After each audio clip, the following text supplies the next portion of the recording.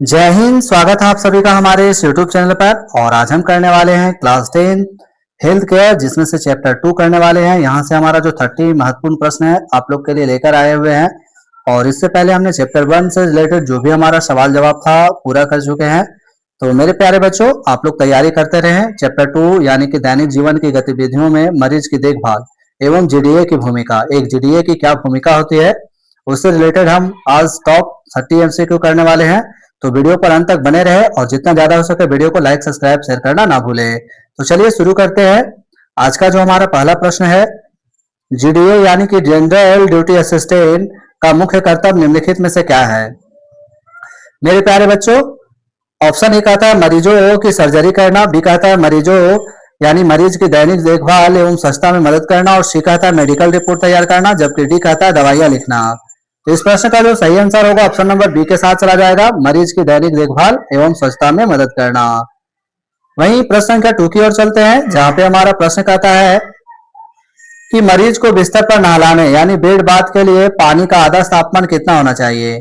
मेरे प्यारे बच्चों, एक मरीज को बिस्तर पर नहलाने के का जो सही पानी का तापमान होना चाहिए 43 डिग्री सेल्सियस से 46 डिग्री सेल्सियस, 110 डिग्री फॉरेनहाइट से 115 डिग्री फॉरेनहाइट। ऑप्शन नंबर 20 का राइट आंसर होगा।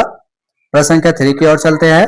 प्रश्न संख्या 3 कहता है कि लंबे समय तक एक ही स्थिति में लेटे रहने से मरीज को कौन सी समस्या हो सकती है। मेरे प्यारे बच्चों, जब मरीज लंबे समय तक एक ही स्थिति में सोते हैं तो उसे क्या कहते हैं मेरे प्यारे बच्चों, बेड सोर, यानी कि ऑप्शन नंबर ए के साथ चला जाएगा। ए इसका राइट आंसर हो जाएगा।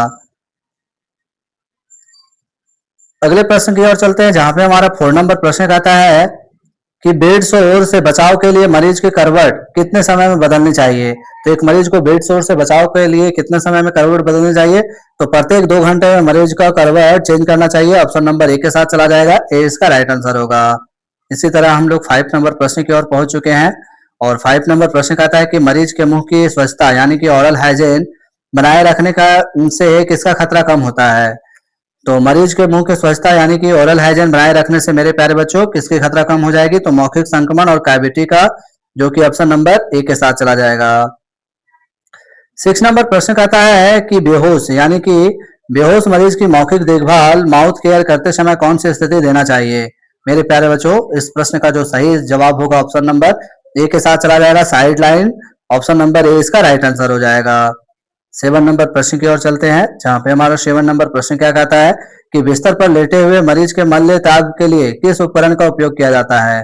प्रश्न काफी अच्छा है और इस प्रश्न का जो करेक्ट आंसर होगा ऑप्शन नंबर किसके साथ चला जाएगा, तो ऑप्शन नंबर हमारा बैट पेन लगा होता है, इसके लिए बैट पेन लगाया जाता है। तो ऑप्शन नंबर ए इसका राइट आंसर हो जाएगा। वहीं भारत में स्वच्छ भारत अभियान की शुरुआत कब की गई, आप लोग हमें कमेंट में जरूर लिखेंगे। भारत में पल्स पोलियो की शुरुआत 1995 ईस्वी में की गई थी। और डब्ल्यूएचओ द्वारा पल्स पोलियो से भारत को कब मुक्त घोषित किया गया, इसके लिए आप लोग को ऑप्शन दिया जा रहा है 2012 और 2014। जल्दी से आप सभी हमें कमेंट में बताएं किसका क्या होगा सही आंसर।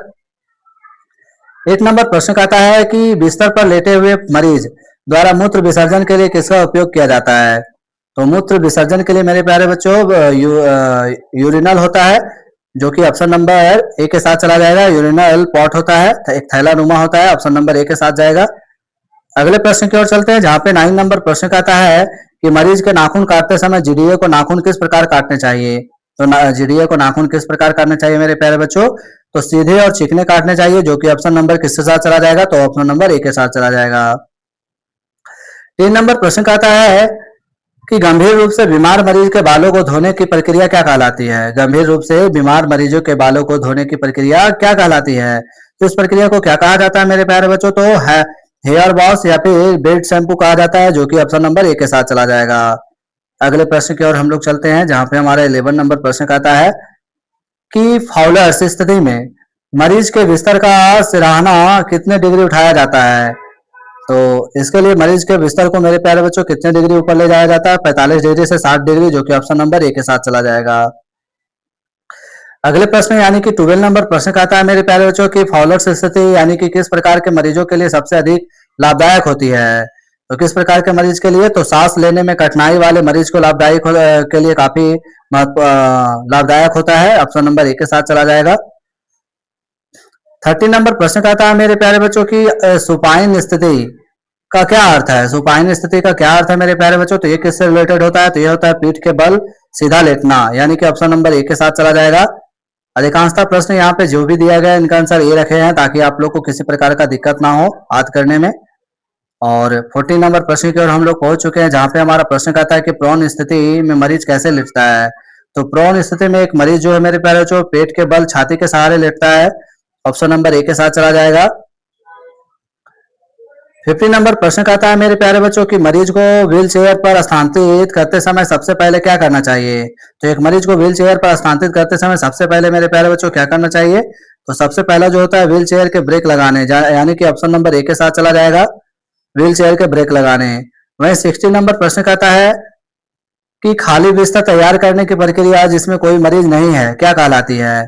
तो खाली बिस्तर तैयार करने की प्रक्रिया को आप सभी को जानकारी रखना होगा कि उसे हम लोग क्या कहते हैं। तो ऑन ऑक्यूपाइड बेड कहते हैं, जो कि ऑप्शन नंबर ए के साथ चला जाएगा, on occupied bed, making option number A इसका राइट आंसर हो जाएगा। 17 नंबर प्रश्न कहता है मेरे प्यारे बच्चों कि जब बिस्तर पर मरीज मौजूद हो और चादर बदली जाए तो उसे क्या कहते हैं। तो इस प्रक्रिया को क्या कहते हैं मेरे प्यारे बच्चों। तो ऑक्यूपाइड बेड मेकिंग कहते हैं, ऑप्शन नंबर ए के साथ चला जाएगा।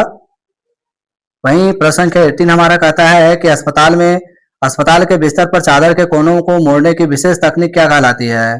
तो अस्पताल के बिस्तर पर चादर के कोनों को मोड़ने की विशेष तकनीक मेरे प्यारे बच्चों माइटर्ड कॉर्नर कहलाता है, जो कि ऑप्शन नंबर ए के साथ चला जाएगा। 19 नंबर प्रश्न कहता है कि मेकिंग टोस का उपयोग अस्पताल के बिस्तर पर क्यों किया जाता है। तो मेकिंग टोस का प्रयोग इसलिए किया जाता है ताकि मेरे प्यारे बच्चों गद्दे को गीला होने और गंदगी से बचाने के लिए। तो ऑप्शन नंबर ए के साथ चला जाएगा।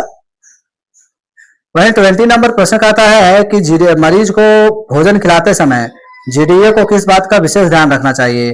तो एक जीडीए को भोजन खिलाते समय मेरे प्यारे बच्चों मरीज धीरे धीरे और अच्छी तरह चबाकर खाए, इसका विशेष ख्याल होना चाहिए। इसके लिए भोजन गीला युक्त होना चाहिए। वहीं 21 नंबर प्रश्न कहता है कि मरीज को नली द्वारा भोजन देने की विधि को क्या कहा जाता है। तो जब मरीज को नली द्वारा भोजन दिया जाता है तो उसे कहते हैं क्या मेरे प्यारे बच्चों, उसे कहते हैं राइल्स ट्यूब फीडिंग कहते हैं, जो कि ऑप्शन नंबर ए के साथ चला जाएगा। वहीं 22 नंबर प्रश्न कहता है मेरे प्यारे बच्चों कि मरीज के कमरे का आदर्श तापमान कितना होना चाहिए। तो एक मरीज के कमरे का आदर्श तापमान जो है 20 डिग्री सेल्सियस से 24 डिग्री सेल्सियस होना चाहिए, ऑप्शन नंबर ए के साथ चला जाएगा। 23 नंबर प्रश्न कहता है मेरे प्यारे बच्चों कि मरीज के शरीर के वजन को उठाते समय जीडीए को चोट से बचाने या फिर बचने के लिए क्या करना चाहिए। तो इसके लिए घुटनों को मोड़ना और पीठ सीधे रखना चाहिए, जो कि ऑप्शन नंबर ए के साथ चला जाएगा, ये इसका राइट आंसर हो जाएगा। अगले प्रश्न की ओर चलते हैं। 24 नंबर प्रश्न कहता है कि मरीज की त्वचा पर लालिमा किस स्थिति का पहला संकेत हो सकता है। तो लालिमा किस स्थिति का शोर हो सकता है। तो बीट शोर का हो सकता है, यानी कि स्टेज 1 का ऑप्शन नंबर ए के साथ चला जाएगा। 25 नंबर प्रश्न की ओर पहुंच चुके हैं। जिन बच्चों ने वीडियो को लाइक सब्सक्राइब शेयर नहीं किए होंगे तो वीडियो को शेयर कर दें। मरीज के कपड़ों को बदलते समय यदि मरीज के एक हाथ में चोट है तो कपड़ा उतारते समय पहले कौन सा हाथ निकालेंगे। तो ये काफी नॉर्मल प्रश्न है। इस प्रश्न का आंसर क्या चला जाएगा, बिना चोट वाला, यानी कि स्वस्थ हाथ, और ऑप्शन नंबर ए में दिया गया है, तो ऑप्शन नंबर ए इसका राइट आंसर होगा। 26 नंबर प्रश्न कहता है मेरे प्यारे बच्चों कि मरीज के कपड़े को पहनाते समय सबसे पहले किस हाथ में कपड़ा पहनाना चाहिए। तो 26 का राइट आंसर होगा प्रभावित या चोट वाले हाथ में, जो कि ऑप्शन नंबर किसके साथ चला जाएगा, तो ए के साथ चला जाएगा। 27 नंबर प्रश्न कहता है मेरे प्यारे बच्चों कि मरीज की पीठ की मालिश यानी कि बैक केयर करने का मुख्य उद्देश्य क्या होता है। तो इसका उद्देश्य होता है रक्त संचार बढ़ाना और मांसपेशियों को आराम देना। 28 नंबर प्रश्न कहता है मेरे प्यारे बच्चों कि ऑपरेशन के बाद आने वाले मरीज के लिए तैयार किए गए बिस्तर को क्या कहते हैं। तो इस प्रश्न का राइट आंसर किसके साथ चला जाएगा मेरे प्यारे बच्चों, ऑप्शन नंबर ए के साथ चला जाएगा, पोस्ट ऑपरेटिव बेड कहते हैं, ऑप्शन नंबर ए इसका राइट आंसर होगा। 29 नंबर प्रश्न की ओर पहुंच चुके हैं, जहां पे हमारा प्रश्न कहता है कि मरीज को व्हील चेयर या स्ट्रेचर पर ले जाते समय मरीज का चेहरा किस दिशा में होना चाहिए। तो इस प्रश्न का जो राइट आंसर होगा ऑप्शन नंबर ए के साथ चला जाएगा, गति के दिशा में आगे की ओर होना चाहिए। आखिरी प्रश्न की ओर पहुंच चुके हैं और आज के इस वीडियो में हमारा 30 नंबर प्रश्न जो आप लोग के लिए होमवर्क दिया जा रहा है कि जीडीए द्वारा मरीज के साथ प्रभावी संचार यानी कम्युनिकेशन का सबसे अच्छा तरीका क्या है। तो इस प्रश्न के लिए आप लोग के लिए ऑप्शन 4 दिया गया है। आप लोग हमें कमेंट में बताइए कि इसका क्या होगा सही आंसर, और बहुत जल्दी हम आप लोग के साथ अगले वीडियो में मिलते हैं नेक्स्ट टॉपिक के साथ। बहुत जय हिंद, जय भारत।